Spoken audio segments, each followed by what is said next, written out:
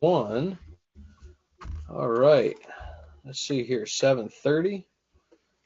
Check some audios quick.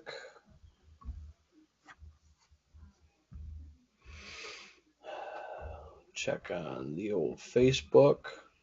Live video starting. Just want to check audios, make sure it's all good. Make sure the computer's out of its sleep from coming back from Idaho.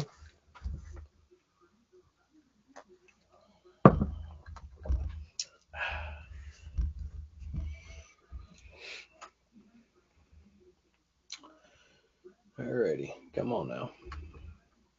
This thing is just wanting to be super slow tonight.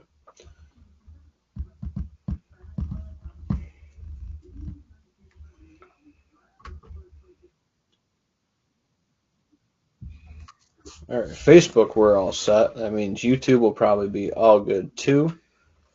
So we'll just fire it up as we're waiting to check the audios on YouTube. So welcome back, everybody, to 100 Proof Whitetails. Nate's back down here in the last episode before the opener here on Sunday. So we figured crunch time. Everything, it's here. Crunch time. Figured we got some good stuff coming up. Obviously with October being Sunday, and got some good topics that we're going to try to dive into, discuss going into the season. Some do's and maybe don'ts. Yep. Coming into this first little batch of it, and but yeah. So how are you sitting right now, Nate? I mean, it's Wednesday. You got T-minus 3-4 days now before season. Where are you sitting? I'm ready to go. I got all my hunting clothes washed up, dried, hung out, put in the scent bags.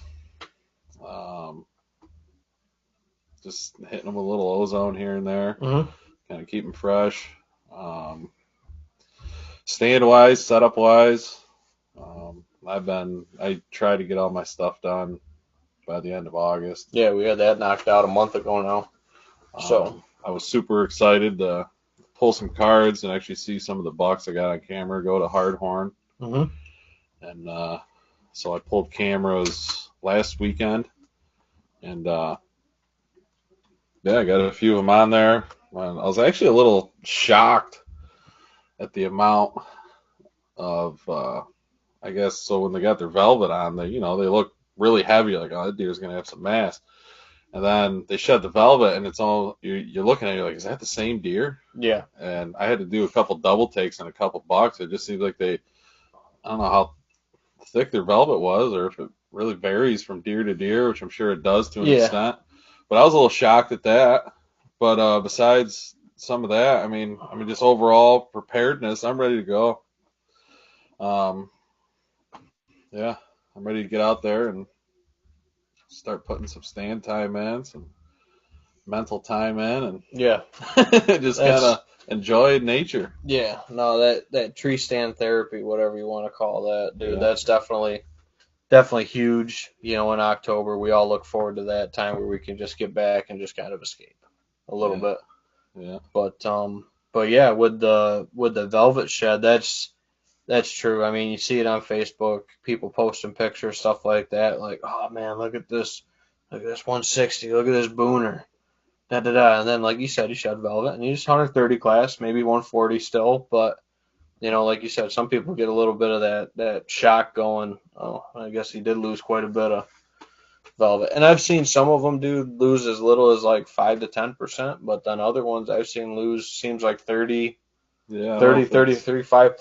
I don't know if it's a genetic thing or what they're eating, or if it's just how thick the velvet is and that kind of stage. Yep.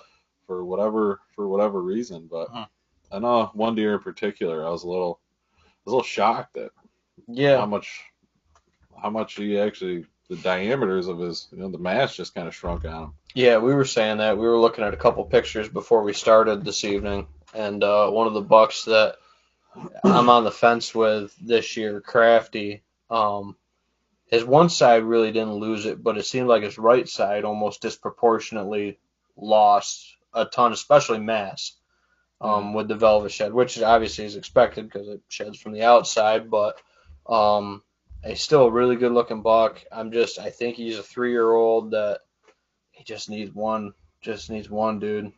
One more year. One more. And again, That's a tough pass on him. Yeah, there's a couple other good bucks. That 5-year-old that we got around, Curly.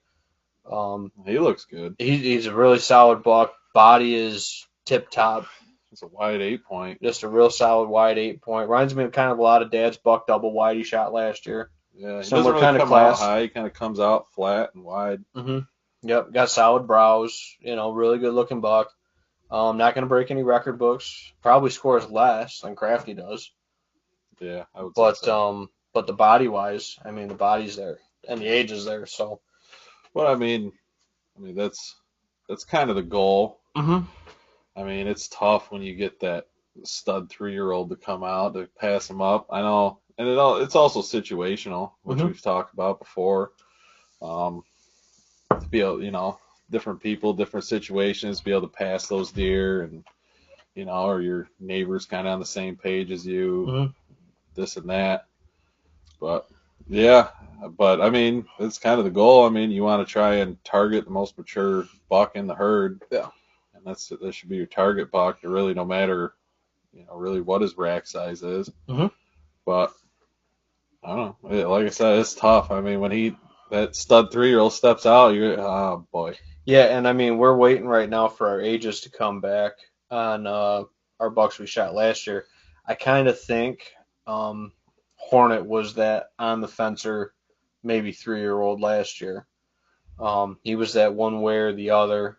Again, I figured he was going to be my personal best with the bow. Hell of a bow buck. Oh my gosh, yeah. I think Crafty's. He's like 3/8 short of outlaw. Mm-hmm. I mean, he's right there with my best bow buck. So again, my second Pope and Young I killed in New York, which is I'm super pumped about, obviously, but What was again, Pope and Young? 120? 125. 125. Yeah. So he made it, and he did too, but I haven't got to hit the Pope and Young mark yet with my bow. Yeah. My biggest bow kills was Rocky last year. Yep. It was when you went 113, 114. I was gonna say 16.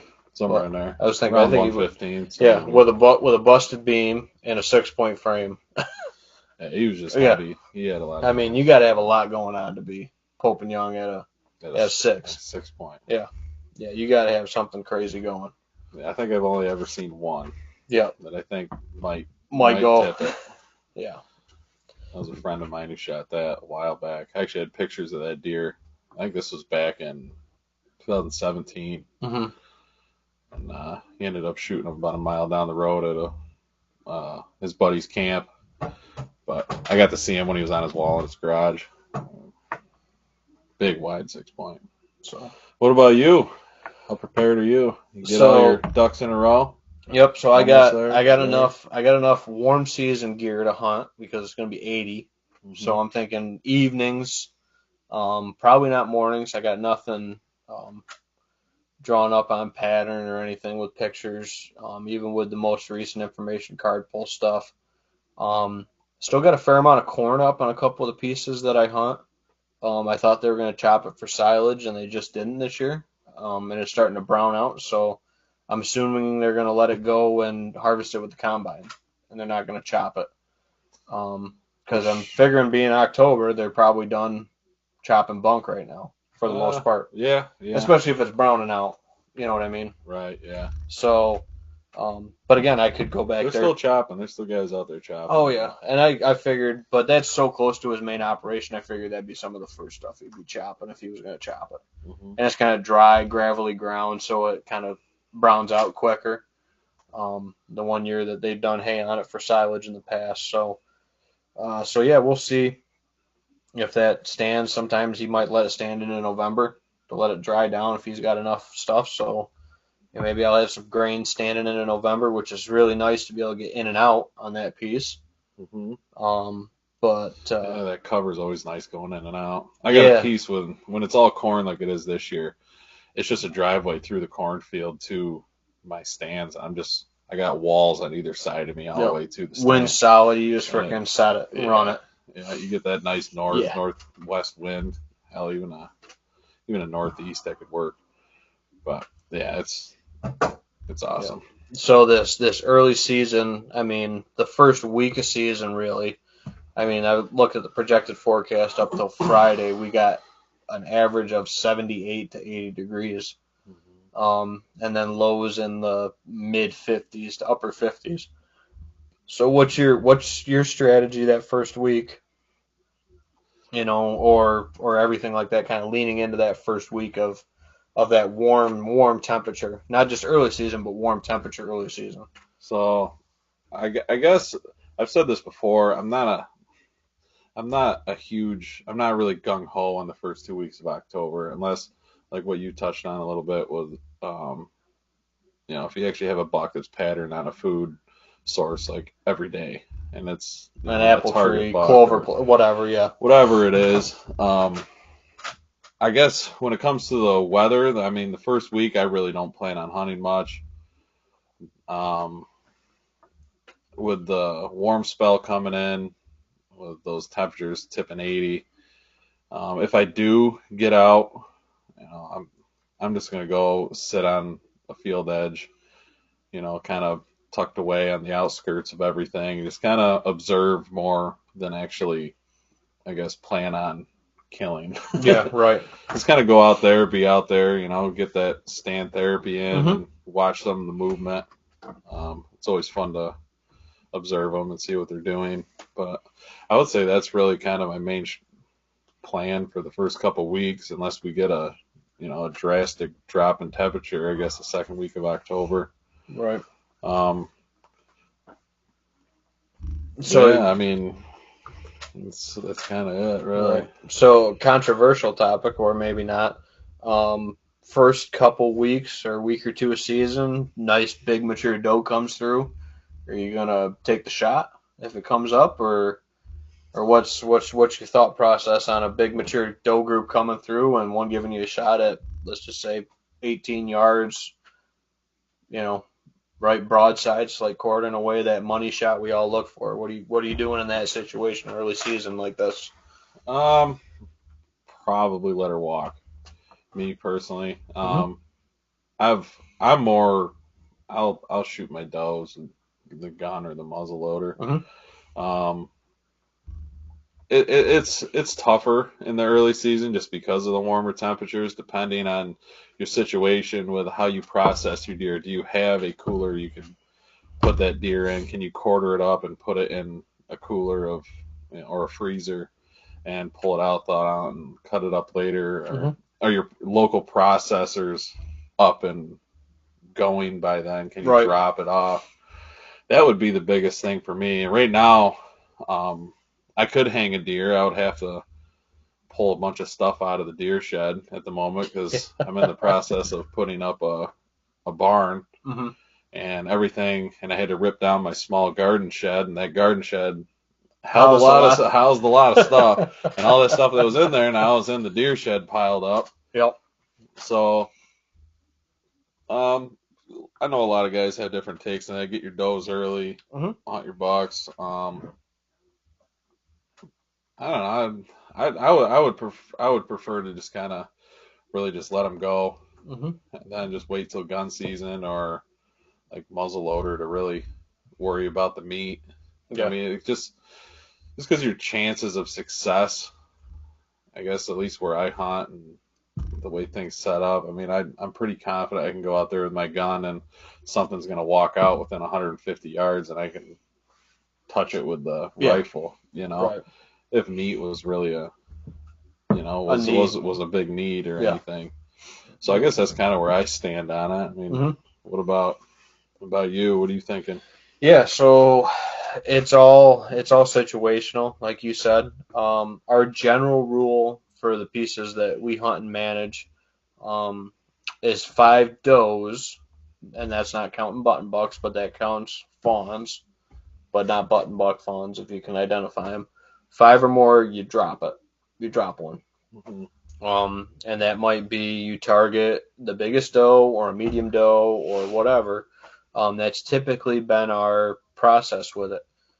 However, if it's a Wednesday afternoon and I'm out there sitting on a food source and I got to work the next morning at 6 o'clock and get the deer, get it tracked, get everything done up, 9, 10 o'clock before we even get the deer in the truck, Yeah. Might not be pulling the trigger, especially like this early season. But typically, if it might be early in the evening, like I just get out there, something happens, nice doe comes through, I might be, I might 3:30, be, 4 o'clock. might be punching a ticket, and that brings up another good point. Get your doe tags before September 1st or October 1st, because then they go into that post draw mode until the second draw. So if you haven't got your doe tags yet, this is also your notification to go get your doe tags. Right. So, but yeah, so that's just been our general rule. We tried it in the past where we want to shoot X number of does based on trail cam pictures or based on what we were seeing from the stand. And the better way we've kind of found to attack that with our pieces is you look at those larger groups and you break up those larger groups into a lot more subdivided smaller groups of does. What that does is those does will still somewhat hold to that same section of the farm, but they'll kind of scatter in that section of the farm, if that makes sense. Rather than lock down a whole section of the farm, and then a buck just has to come into that doe group of 15, 20 does, check it, no, doesn't smell right, and he's gone. He can go into a couple different doe groups into that section of the farm, pick through them a little bit more. So your idea is to try and create more buck movement in the rut. Correct, and break up those doe groups with it. But again, sometimes like last year, I didn't shoot a doe last year. It's the first time in a couple of years I didn't shoot one. Put 2 good bucks in the freezer, put over, I can't even remember how many pounds of meat in the freezer. We just got through the one freezer. That's empty. You had a guest hunter come in and knock a doe or two down, didn't you? Yeah. We took 2 does off the farm. But I didn't take any, and Dad didn't take any last year. We both shot 2 bucks, and no does last year. But we just didn't see those 5 or more groups. I think one hunt I saw 5 or more in a specific group. And I might see, a group of 3 or 4 trickle through, and then 15, 20 minutes later, another group trickle through.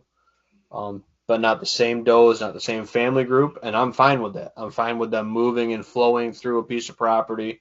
I just don't want to see that train coming where you put the binoculars up and it's just doe, doe, doe, doe, doe, doe, doe. Late season we get a lot more of that, and then late season I just didn't have the freezer space either.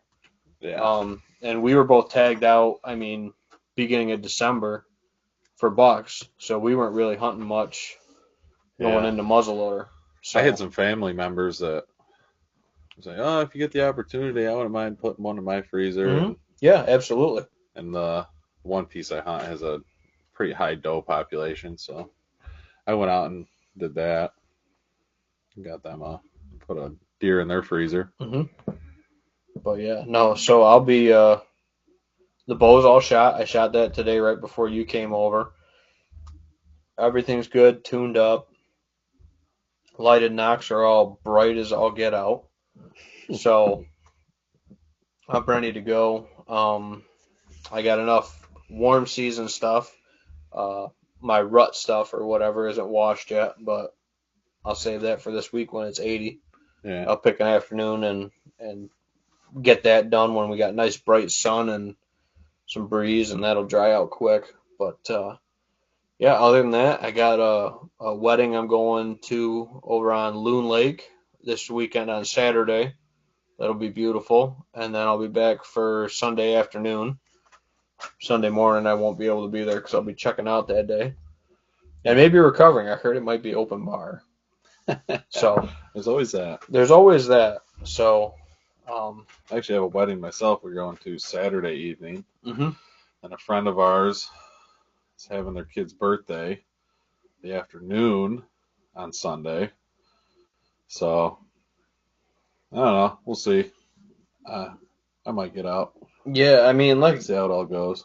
Like we said, we'll tell you guys on the episodes when we're coming up on this good weather front or something coming up. We're gonna let you know on the show, like, hey guys, something's coming, something's in the Yeah. works in the forecast. Same You thing we might did want to last sit year. it. Sit alert. Sit alert.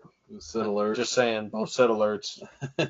We killed both of our bucks on sit alerts last year. So Yeah. yeah, that's a huge part of how we hunt.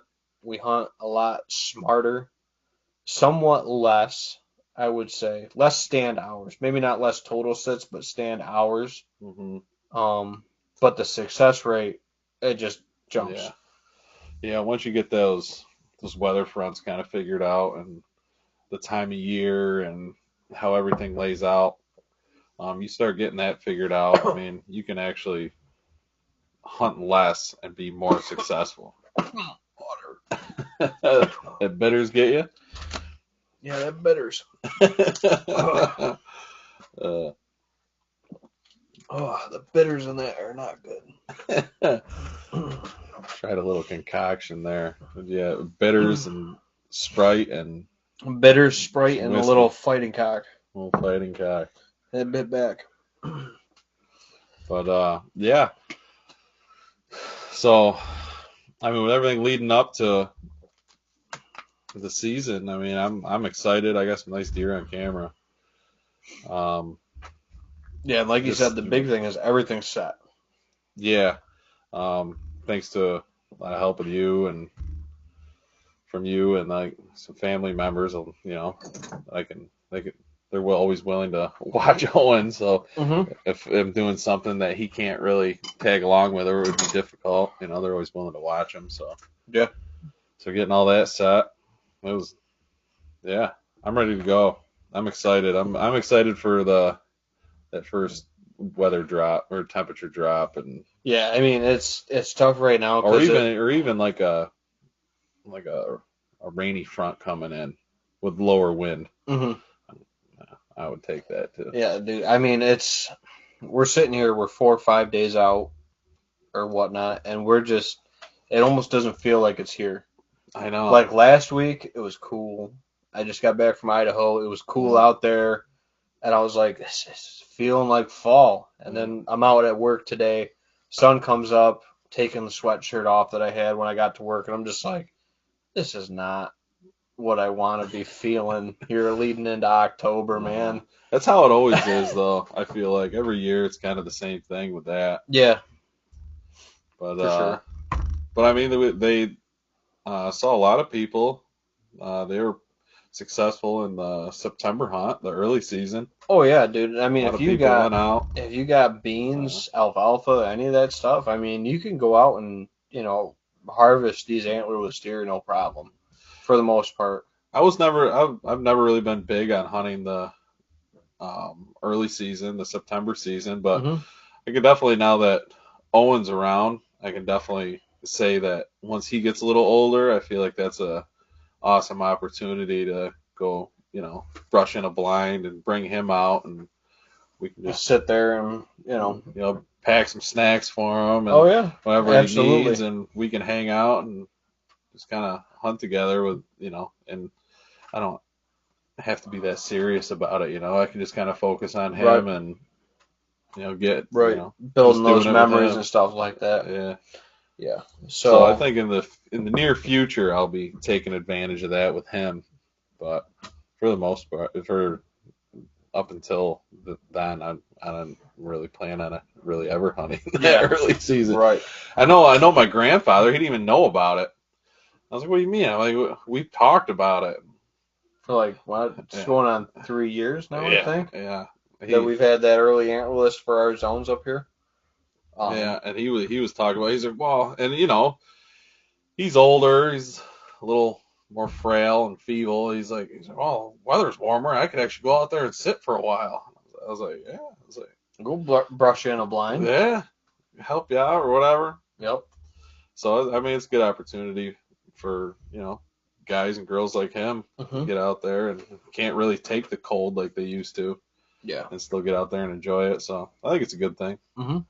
So you said stands good, clothes good, bow shooting good. Bow shooting good. I sent you some pictures there Yeah. about a week ago. Yeah. I've been getting out about once a week and just throwing some arrows. I haven't put my broadheads on it yet, but I shot my broadheads today.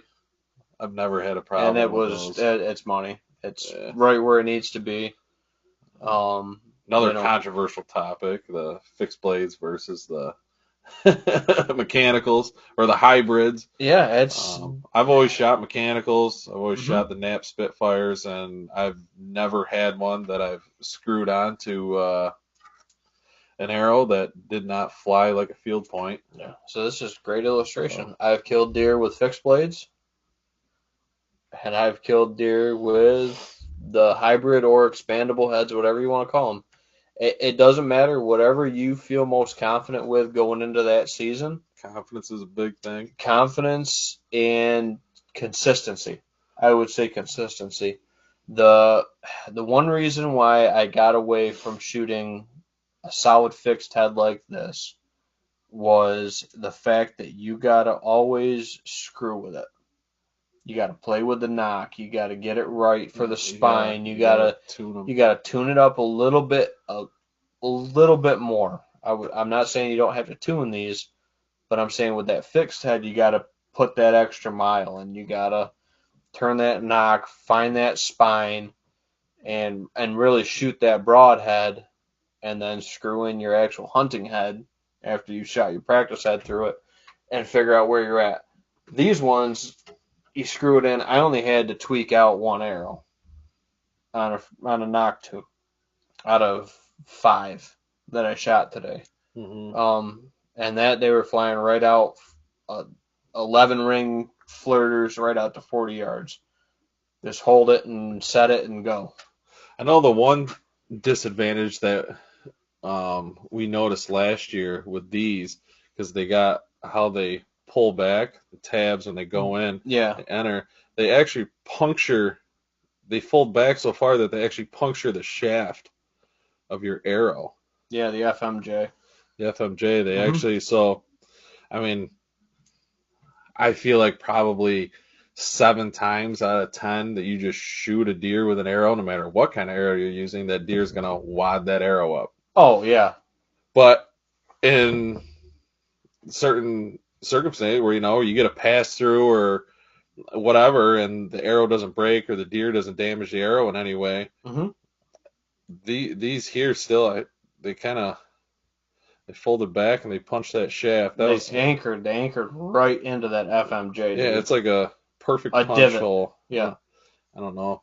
Anybody's going to be able to see that, but be able to see it, but you can kind of anchored right into that FMJ shaft. I don't know if you can see it or not, but yep. So that was one of the things that happened last year with these heads that you were using that I thought was a little funny. I think it's on impact that it actually pushed the blade. It's that force. The force. I mean, when you actually screw them in and you fold them back originally, they don't touch. Yep. But on impact, it forced that blade down so much that you hit a rib or whatever it was. It came down and punched a hole. Well, so that was the thing. So that front side rib that I hit on that deer, which is what I think slowed it down so I didn't get that full pass through, because we found this 70-ish yards maybe after the shot. Deer only went about 100. That was Hornets. Yeah, Hornets arrow. So he went about 100 yards or so, 70 yards after the shot. We found this, but I look at more the blades aren't disintegrated or gone. Like, you don't know where the hell they ended up. The arrow's going to be bent. If it's an FMJ and it gets lodged in there and doesn't just zip right through them, you're going to bend your arrow shaft with these FMJs because of the way they are. Yeah. But the fact that the blades aren't bent, broken, a little less forgiving than a carbon. Yeah, way less forgiving than a carbon when you get any tweaking on them. But the blades aren't gone, disintegrated, shattered to crap. I mean, this went right through that front side rib, exited out the far side, kind of hung up in them, and then I don't know if it scooted through the exit side or came back out. It definitely punched through him. Yeah. He definitely worked it out when he was running. One way or the other. Either went out or back through, whatever. But I have no complaints about this head. The only complaint I guess I would have is the first 50 yards I didn't get a lot of blood. I've only shot one deer with these. Mm-hmm. But the deer was dead within 100 yards. Shot was solid. Again, confident that I could put that pin on him at 32, 33 yards and just, it's going to be right there. And a thump. I watched the lay of knock disappear. And that's it. And I wish he was down here to show you guys. Working on it. Working on It's it. in the process. Working on it. So we got a couple good questions come in from Steve Bogart. Hey guys, any recommendations on starter guns for a beginning hunter? My brother and I are going to give hunting a go here soon, thinking about deer and turkey to start, and any other gear we should invest in going forward. Deer and turkey. Yeah. All right. So, if gun hunting predominantly, I really like, especially budget wise, they're really solid rifles. The Savage rifles make a really good series. The Mossbergs make a really good. The Patriots. The Patriot series from Mossberg. I would really recommend the Patriots by Mossberg. Those are really good rifles. You're going to pay a little more than for the Patriot than you would for, I guess the Patriot. A Savage, yeah. The Patriot would probably be up price wise with like a Savage, like Model 11. Mm-hmm. But those Savage Axes, I mean, for the price, I have never shot a Savage Axis of any caliber, and I've shot in all sorts of calibers of them, that just is an attack driver. You know, I got a solid 243 Savage in the gun case. That's just a great coyote gun. And for the young kid, I would go 243. It's very light kick. It is not intimidating gun. You can get youth stocks for it. You can get, you know, and there's so many. There's a lot of versatility to Savage too. Yeah. I mean, so for a beginner, to get the kid going, and for, you know, a good gun for rifle, I guess, for deer hunting, I would definitely recommend a Savage Axis. Yeah, those Savage Axis are really nice. That 243 I picked up for my wife if she ever wanted to start to get into hunting, but I think it's a great coyote thumper. I mean, I've taken it out there. 243 is a great round. Yeah. Well, Dad killed double wide with a 243 last year. Don't sleep on it, man. No. and you know, and once again, it all boils down to your shot placement. Yeah. But my 243 Savage Axis that I shoot, I have the it's a 3x9 by 40 Vortex Crossfire on it.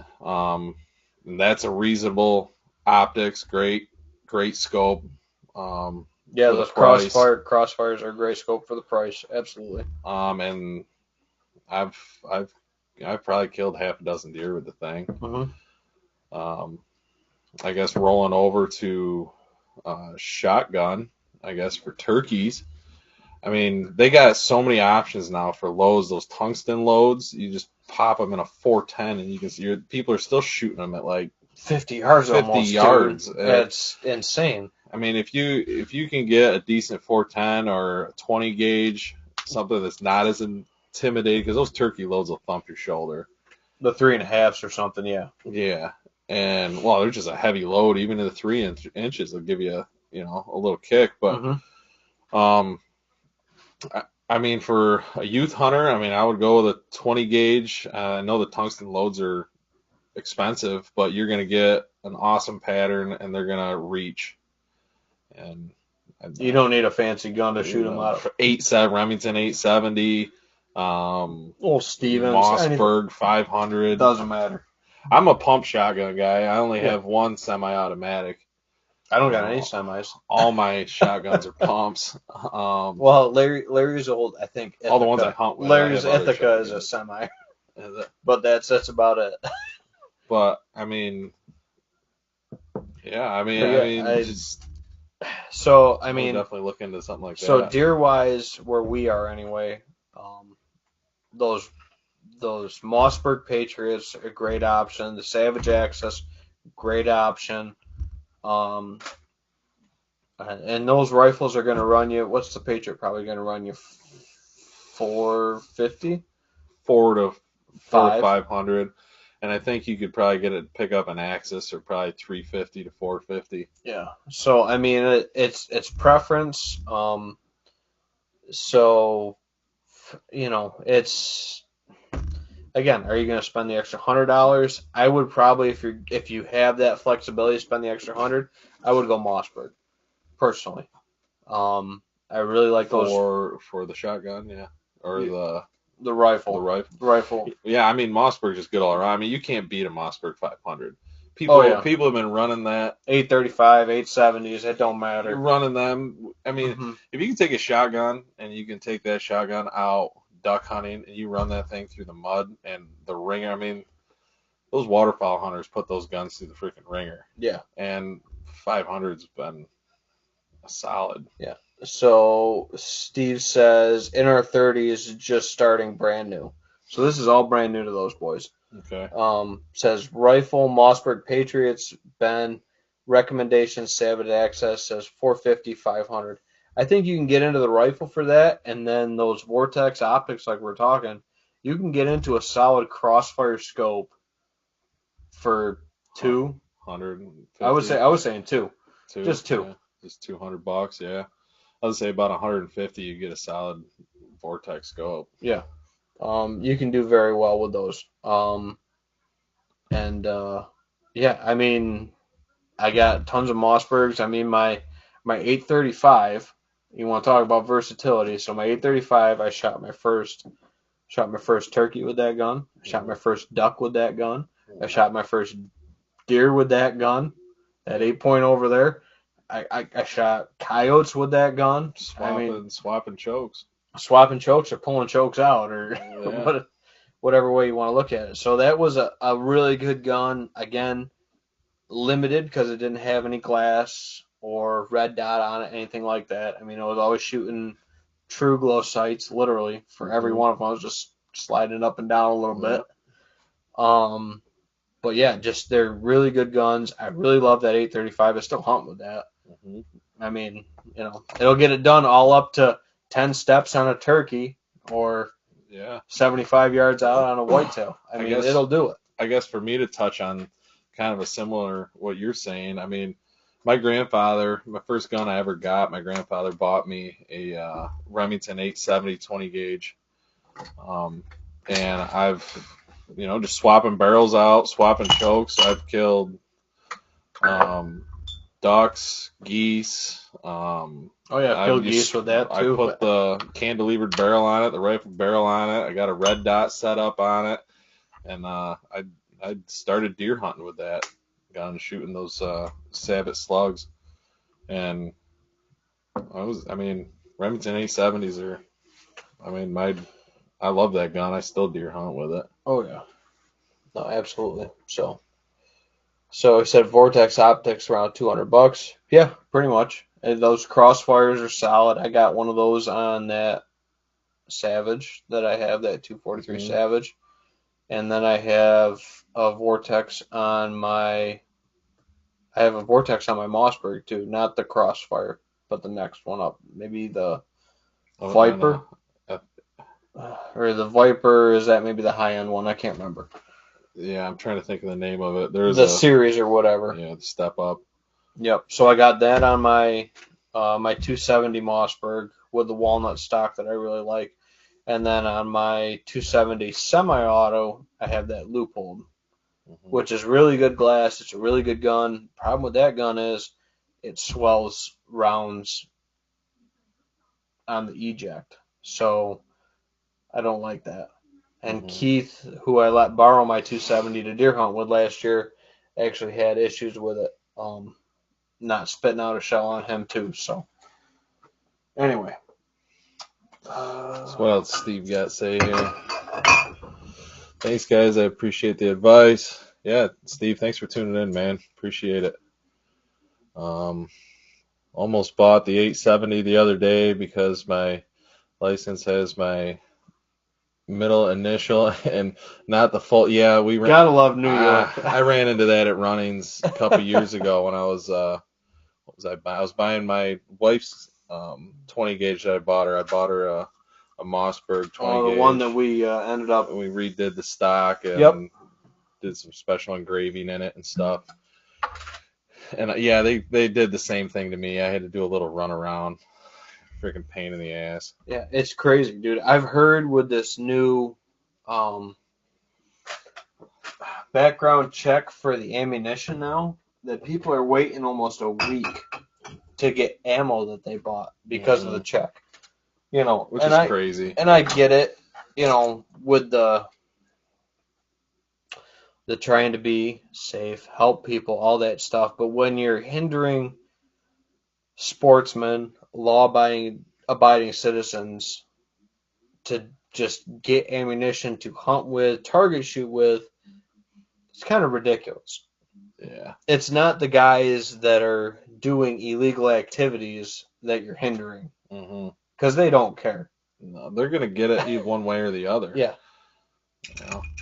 But, I mean, we don't need to get into the politics of things. No need to politics. Don't need to get into the politics. But, yeah, Steve, it's crazy. Hopefully things can kind of turn around to help us hunters out and sportsmen. But so it's just a constant fight in New York about that stuff. Yeah. So, again, the Patriots are a really good series of rifles. The Axis are a really good series of rifles. Remington and Mossberg make really good shotguns. For price wise, I'd say best bang for your buck. Yeah, because I mean, you can go into Bass Pro or whatever and spend as much as you want to spend, or can spend, literally. What are you looking at, Nader? I was just reading Steve's next comment. Oh, sorry, Steve. Working on my pistol permit now. Have to take the mandated training, so that's all brand new. Where it wasn't that way when I got mine. 19 hours with live fire cost me $300. Believe it or not. My uncle's got a couple hundred acres in Oswego County, so we figured we'd try to jump in on the hunting world. Absolutely, dude. Yeah. It's awesome. I mean, it's not just going out there and harvesting whatever you're targeting, you know, whether it's coyotes, ducks, geese, deer, turkeys, rabbits, coyotes, you know, whatever it is you're out there doing. I mean, obviously that's the goal, is to be successful, but just going out there and just sitting in nature and watching all the things that go on throughout a day, that when you're going through your daily grind, you know, that deer's out there doing something, whether he's sleeping, whether he's eating, whether he's doing whatever. And when you're going through your daily grind in your daily life, you know, you tend to block out all these things that are actually happening in the real world, you know, outside of your bubble. And when you're out there in nature and you can sit there for a few hours and you can experience it and just watch these things and just kind of take it all in, it's amazing. It's awesome. Yeah. No. So welcome to the hunting family. Yeah. Steve, thanks for looking us up. Yeah. So checking us out. Glad. Yeah. So Steve, I hope you guys have a good season and you guys have fun doing it. So Steve and I'm assuming Zach, he's got a brother Tom too. I went to school with all these guys. Okay. Over in Clyde. So Steve was just ahead of me. Zach was just behind me. Tom was a little bit above Steve, if I remember right. But yeah, so again, you guys got any questions? Any of that? Yeah. So Zach. So Zach's like almost my sister's age, so he's kind of between me and my sister. Steve's a little bit older. And Steve's like, you got it, perfect, tracking right on it. So, but yeah, so that's the other thing too that we've noticed too. Moving forward with this is it's not as many handed down heritages with hunting. A lot of it's more of this younger generation coming up and saying, hey, I want to try this. I want to get into this. I found that a lot when I went to college, that people weren't exposed to hunting as a culture or something like that, and taking people out, getting them their hunter safety course. You know, maybe it was getting them their first squirrel even or whatever. And Steve, I'd love to take you guys out squirrel hunting, anything like that. You just cut the teeth. You know what I mean? Mm-hmm. Get you out there, get in the woods, start talking about sign, start talking about woodsmanship like we preach a lot on the podcast, and just really dive into that. And it'll help you a lot going forward, I think. Yeah. Woodsmanship is huge. Yeah, and Steve, like if you and your sons or Zach, Zach, his brother. your brother, anybody, if you got any questions, don't be free to shoot us a question on Messenger on the Facebook page or anything like that, and Mm-hmm. always trying to help out the new hunters and stuff, and try and steer you in the right direction to be successful. Mm-hmm. Gotcha. So yeah, so Steve says he's had it since he was like 8, just never had opportunity. Can't wait to come back into here and dive into the stories and the adrenaline and hear you guys talk about it. It's awesome. Yeah, so that's it, man. And we talk about it all the time that, people outside looking in might not understand it with kind of how we approach hunting or how we approach all that. Like we said, it's almost like, our our tree stand therapy, our release to let stuff go. Steve mentioned it up in a comment farther up. He says it sounds a lot like church in a way. Mm-hmm. And I grew up going to church and doing all that. Not to get into religion or anything, but it is a form of church. I mean, I would consider that kind of my church. I mean, it's my way of going out there and connecting to nature, and I guess you feel a little closer to God when you're out there in a sense. You're out there, your mind at ease, and you're just running through your life and watching nature go on around you. And it is a form of, like what you said, just kind of letting things go and running things through your mind. So yeah, it definitely is a form of therapy or a form of church. And yeah, I would definitely religion, spirituality, whatever way you want to look at it and approach it, for sure. So yeah, Steve says, man, you guys are awesome. Appreciate it. We appreciate you, man, tuning in, checking it out, keeping the conversation going with it. Like I said, that's what this is about. It's about helping folks, whether it's with whatever hunting topic they have, or a new hunter getting into the outdoors, comes onto the show, comments in, wants to talk about it. That's what we want to do. We want to try to fit into wherever we can help anywhere along the way with it. Yeah. It's kind of a, it's fun to sit around with your buddies and everything, like me and Ben do during deer season, and crack a beer or whatever, and just talk about what you're seeing out there. But by doing this podcast, I mean, it's kind of a way of reaching out to a little more of everybody and kind of, having that camaraderie of it with more people than just what you really see in your local town from day to day. Absolutely. And it's for me, it's cool to get the different points of view, I guess, from guys that are, hunting in the Catskills, guys that are hunting in the Adirondacks, guys that are down in the southern tier. I mean, the terrain's all different. I mean, us in the Finger Lakes, it's fairly flat land. I mean, and it's after coming back from Idaho, it's very flat, dude. I mean, and just all the different habitats, the habitat, the different things that people are trying to overcome to be successful, and the different terrains and all that. It's cool. It's cool to get on here and talk to people's points of view on things. No. Steve says, share your channel with anyone who's interested out here in Rochester. Shared with my buddy of mine way down in Jersey. Hell yeah. Thank you.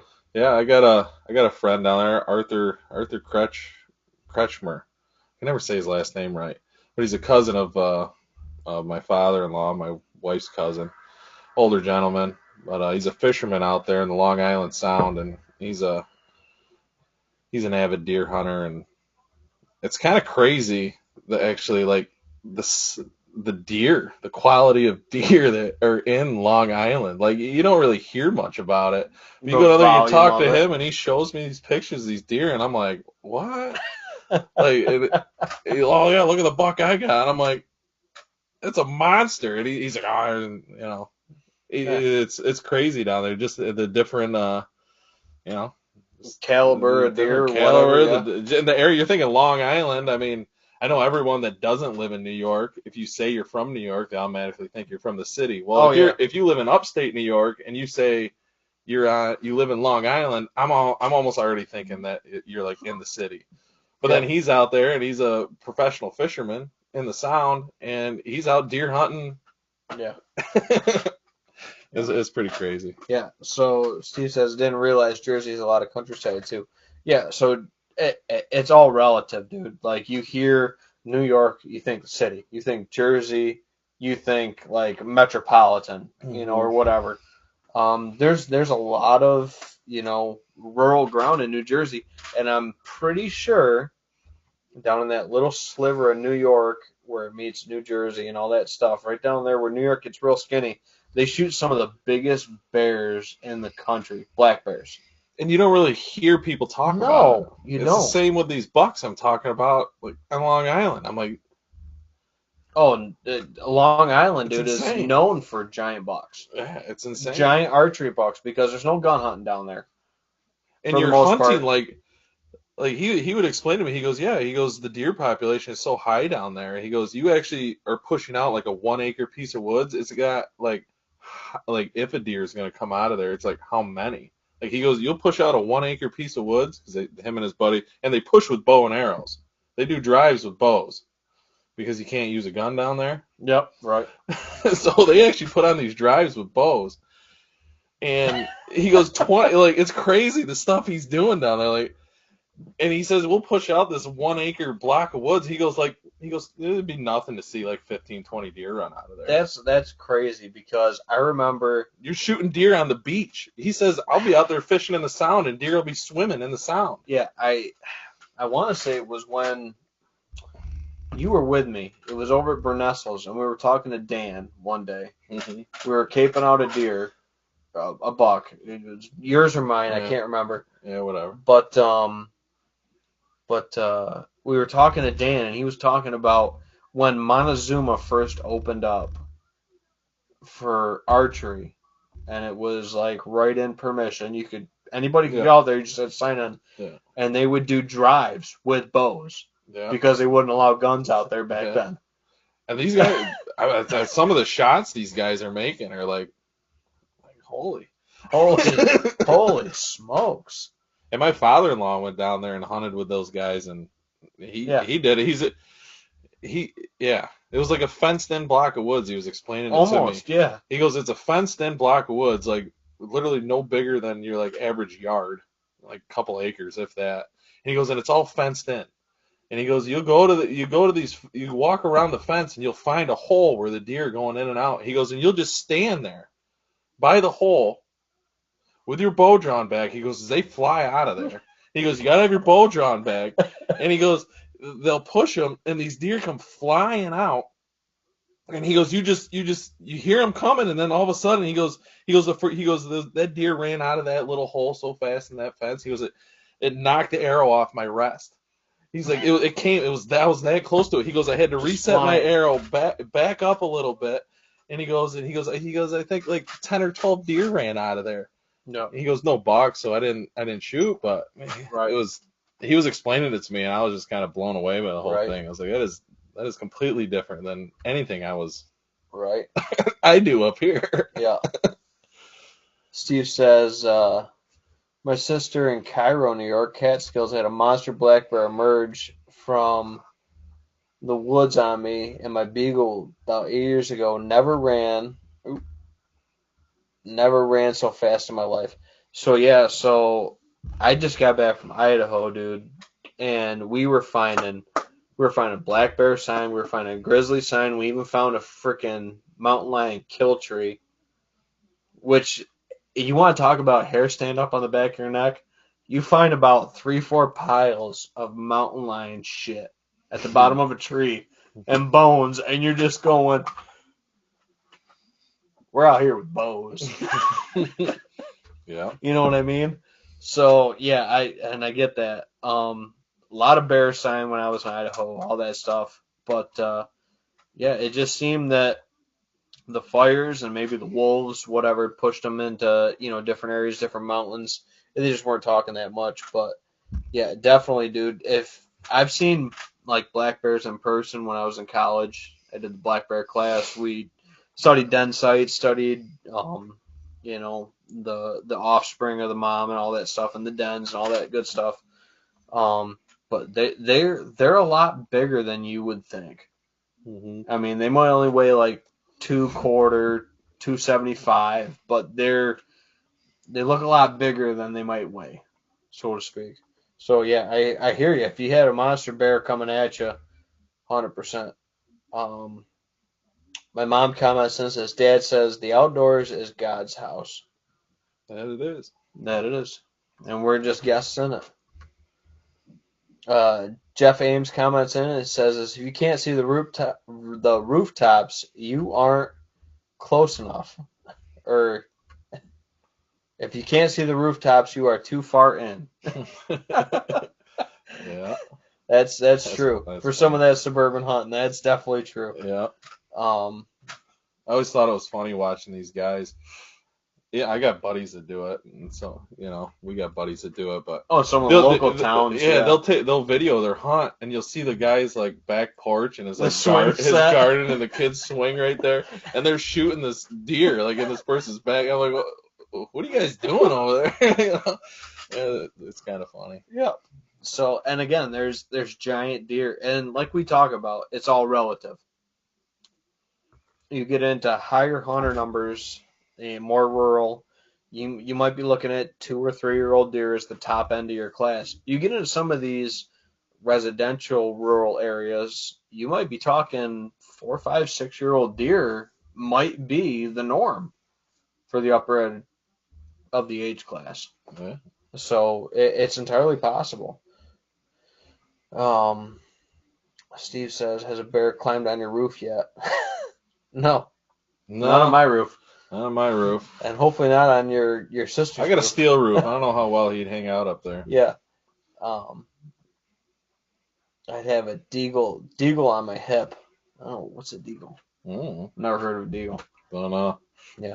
So when I was in Idaho, I don't know if it's legal or not. Whatever, I'll say it. I had Derek's 10 mil fucking strapped right to my side. I didn't even, mountain lions, no. Yeah, I didn't care. Derek's like, "I'm gonna carry the bow." I'm like, "You got a pistol?" He's like, "Oh yeah, I bought it at the store." I said, "Yeah." I said, "I'm gonna carry that." Yeah. So I carried around a 10 mil like the whole 10 days I was in Idaho.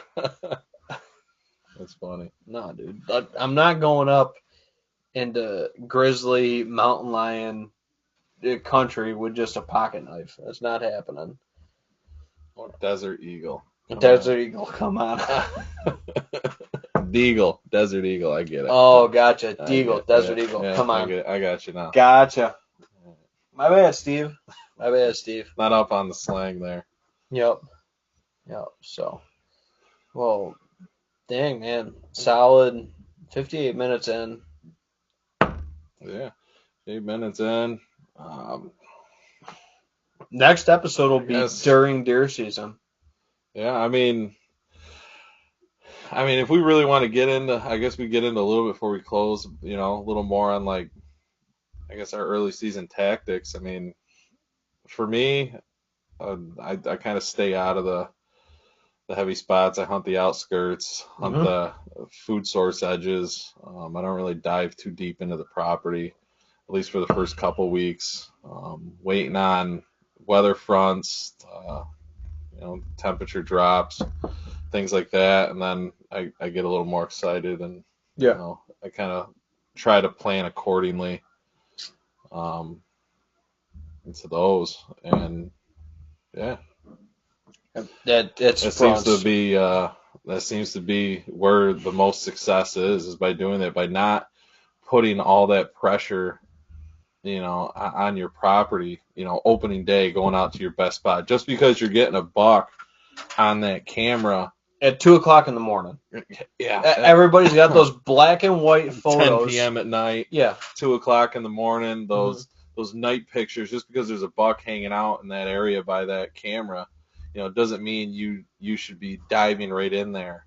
Mm-hmm. I mean, if he's daylight, if If you you, got him if daylight yeah, consistently, if I it's guess go in there and try it. mhm. But I it, know my cameras right now are all set up on scrapes, um, food source food edges, source edges. Right now, I'm really not. That's where they are. I mean, it definitely, if you have any scrapes on your property, and Steve, this might be a good tip for you. Um, if you guys are running any cameras or anything like that, just look for scrapes, look for those on a field edge or a deer trail of like a low hanging limb or a vine, and you'll see on the limb where they're browsing it, nibbling it, running their antlers through it. You'll see breaking stuff it off. broken. The ground would be tore up. I would definitely try and point your camera if you can, um, in a direction to where the sun's not going to be Yeah. right on it. So pointing your camera more towards the north, if you possibly can, you will get better quality pictures. Mm-hmm. But if you are planning on running any cameras on this property, Steve, I'd get out there and when you go out hunting and find it. If you see a scrape, set a camera up on it. It'll definitely give you a good inventory of Oh yeah. what kind of deer are in the area, Mm-hmm. because they're gonna come check it out. So this was a little bit crazy for me. So when I was out there with Derek, in Idaho, um, scrapes completely foreign to him. Other hunters, other locals I talked to, anything like that when I was out there, nobody's talking about scrapes out there. And as I'm out there, I'm walking through the woods, and me and Derek are like walking around, walking around. I'm like, oh, there's a scrape from last year. Like, it hasn't been opened up yet or whatever, but I'm like, there's a scrape.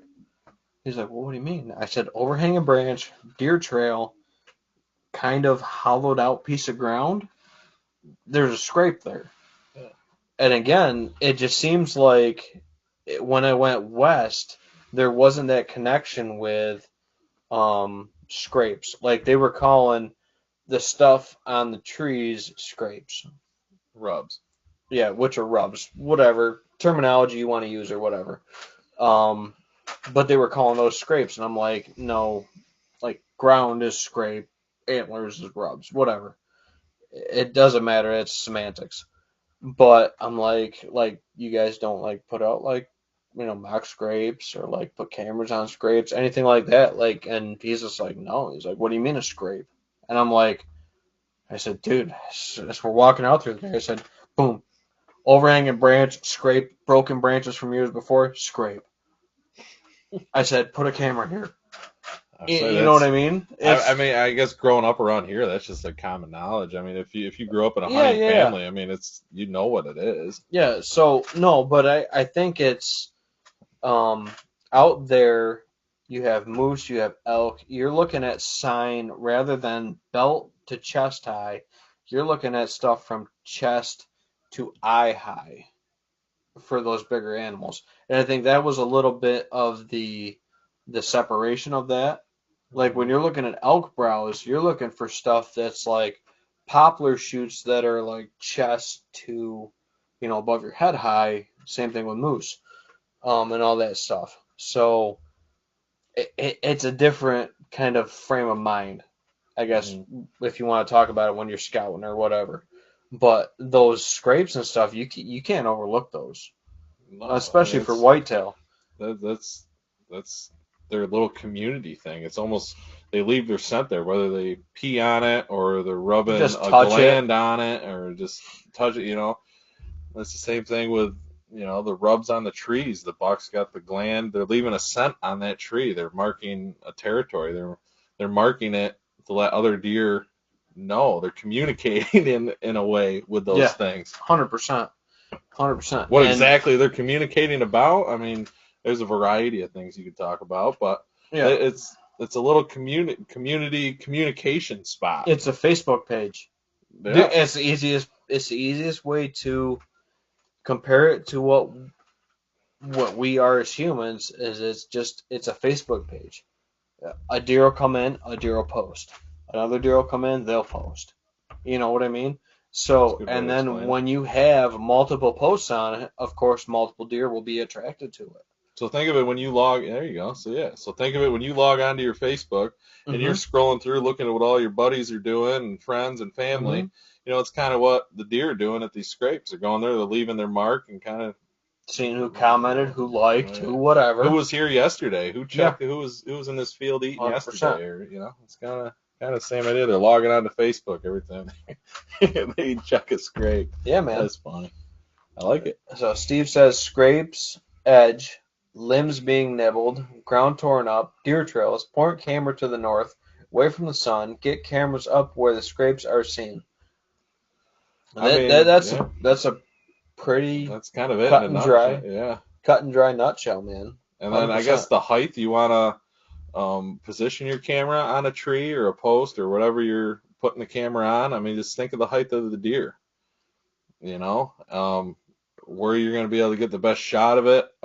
You kind of want your camera, the camera you buy, kind of check what its range is, because you don't want your camera right on top of the scrape, Right. because it's going to have a little light or something that the deer are going to pick up on, or they're going to, and you kind of want it a little off of the scrape when you set it up, because you don't want to be in there walking all over. Because if you're there stomping on their scrape and touching things all around it, And the they're gonna trail they're and all gonna that, know yeah. you've been there. They're gonna smell you.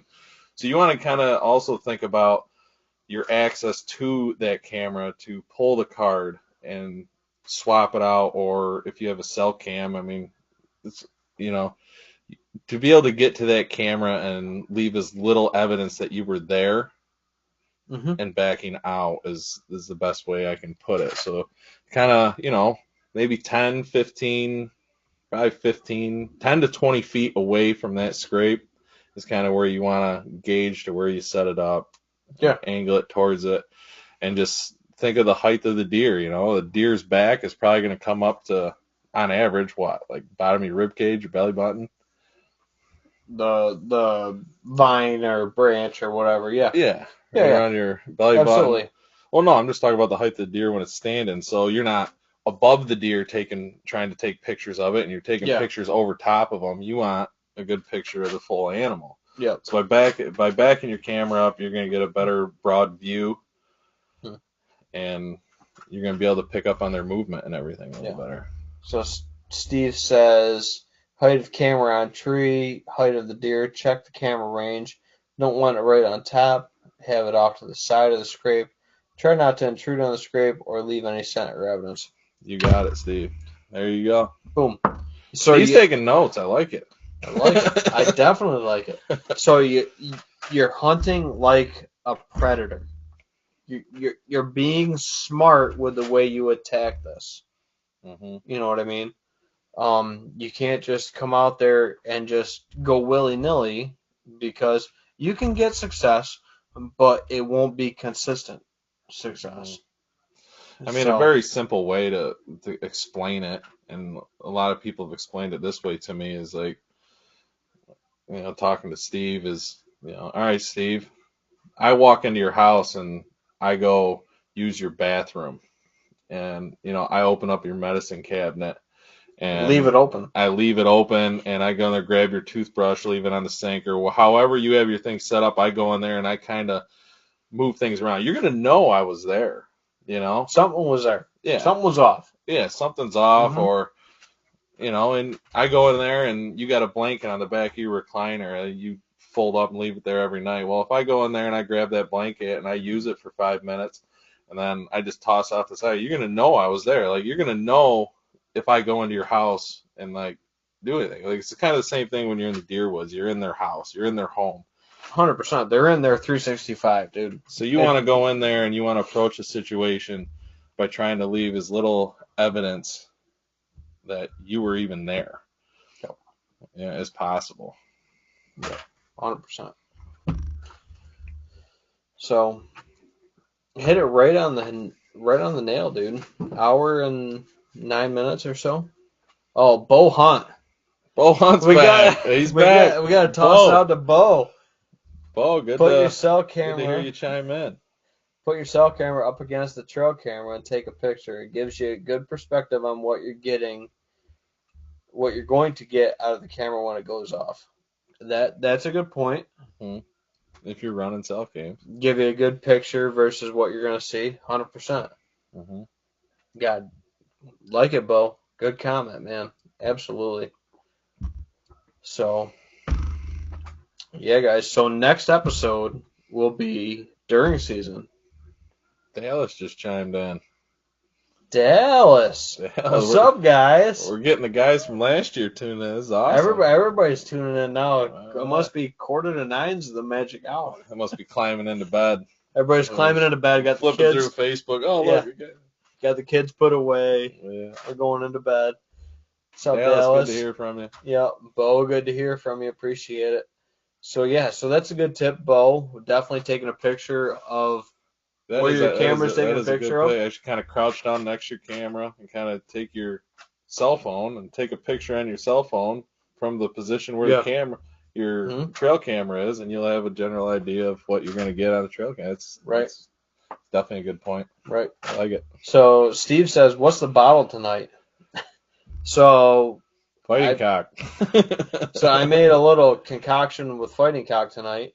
Also had a little bit of the Evan Williams with a little 1 dash, which is way better than 2 dashes of that bitters. But for Steve, because Steve's here, I'll pull this out because he's never stopped down yet. This is Steve's favorite bottle. I'll pull it out. That's a good one. So, Steve, if you ever come over, there's a little 107 here waiting for you. Dallas has just got home. Good to see you guys. Thanks, Dallas. Appreciate you tuning in. Dave Todd says, good stuff, boys. Peace out. Thanks, Dave. Appreciate you tuning in. Bo says, hold your cell phone camera right up against the trail camera and place it up against the trail camera pointed at where you're getting the picture.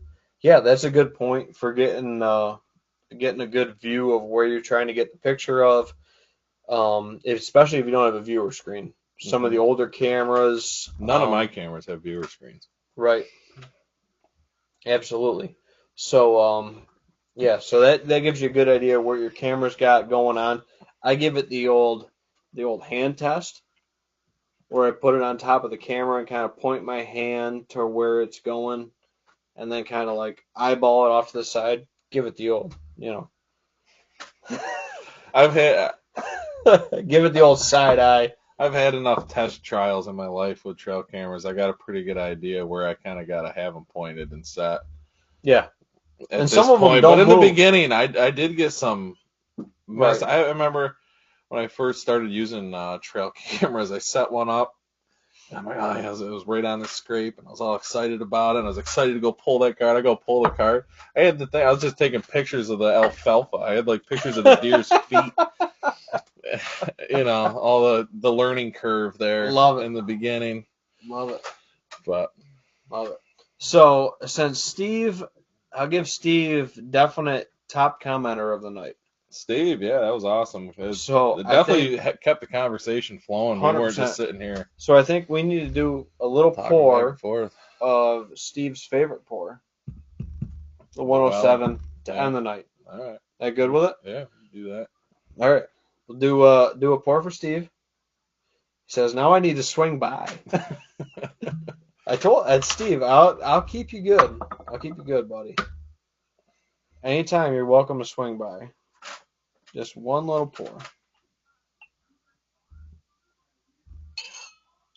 Steve's like, you have to. You got to. It's a little Weller 107. You got to. So, I want to thank you all for tuning in tonight. Down here with the 100 Proof podcast. Steve's suggestion for bottle of the night was the 107 because that's his favorite.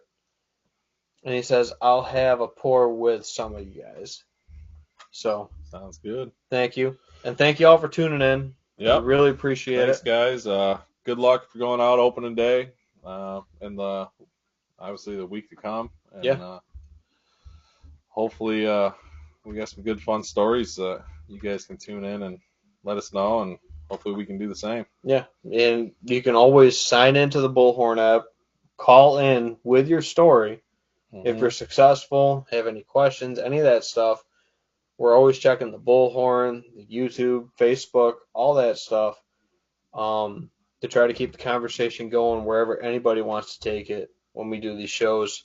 So good luck this season, everyone. We're doing the Weller 107 for Steve tonight, Steve. and for good luck this upcoming season. And we'll catch y'all next time down here at the bar. Cheers. Cheers.